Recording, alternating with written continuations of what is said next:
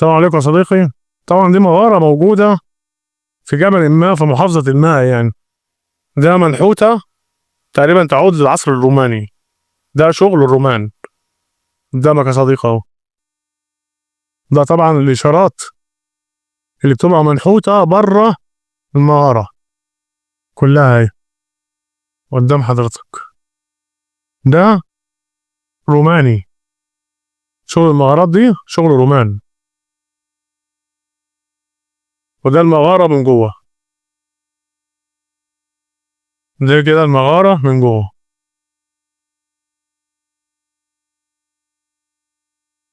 طبعا تقريبا كانوا فاكرين ان في حاجة هنا فنزلوا في الأرضية. وده حد كان تقريبا كاسر وداخل جوه، كان فاكر ان ده سرداب او حاجه زي كده، او ممكن يكون في سرداب جوه، بس هي مكمله لجوه هنا المغاره، لان انا صورتها قبل كده. فاكرين زمان لما صورتها لكم قبل كده؟ نحاول نخش اهوت.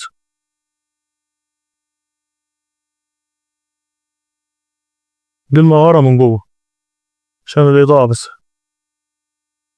ده شغل روماني مش معاد استخدامه. في واحده بقى هصورها لك مقفوله زي ما هي، هصورها لك وانزلها لك في فيديو تاني باشاراتها بحالها بمالها مقفوله، بس طبعا ما ينفعش ان خطأ قانوني اصلا. فاللي قدامك ده منحوت نحت كامل اهو.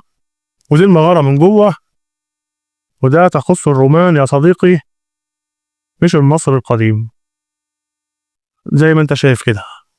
ده قصة الرومان يا صديقي، وما تمش إعادة استخدامها.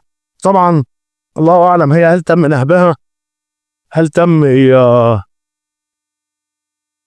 خروجها عن طريق الهيئة، الله أعلى. ده شغل الإشارات اللي منحوت في المغارة اهوت، عشان لما نيجي نتكلم ونقول جرام تثبيت الناس كانت بتقول لك لا ما لقش والكلام ده من ده.